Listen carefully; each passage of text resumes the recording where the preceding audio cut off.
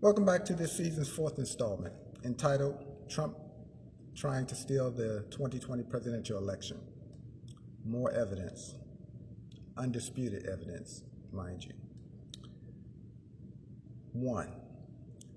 On January 2nd, 2021, Trump called State Secretary Raffensperger of Georgia to inform him that the certified election count was wrong, and he needs to reevaluate the results as well as to fine him 11,780 votes, which was one more vote than he had lost by in Georgia. 2.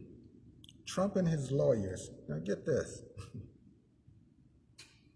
Trump and his lawyers and others filed and lost over 60 frivolous lawsuits contesting the election process, vote counting, and the vote certification process in multiple states, including Arizona, Georgia, Michigan, Nevada, Pennsylvania, and Wisconsin. Now, also, these lawsuits were filed before a judge who were Republican judges. Also, judges that Trump appointed, and asked the lawyers, where's your evidence? You can't make this stuff up. As of July 1st, 2021, Maricopa County in Arizona were continuing their recount or audit or whatever the Republicans choose to call it by a cyber security company called Cyber Ninjas at the request of state Republican senators. According to 538.com, auditors have reportedly scanned ballots with UV lights to look for secret watermarks that conspiracy theorists believe Trump's Department of Homeland Security placed on legitimate ballots to differentiate them from fraudulent ones.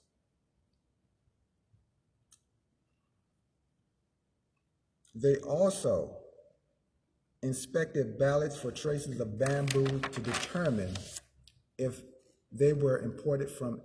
these ballots were imported from Asia.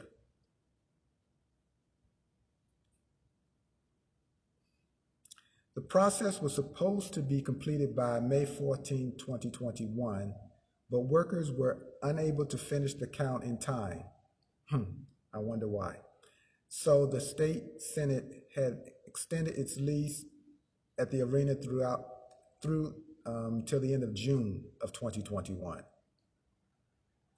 We're now in January. Now, we already talked about Trump trying to rig the election. We talked about Trump trying to steal the election. Now, here's this stuff you cannot make up. Trump trying to overthrow the United States government and overturn the 2020 presidential election.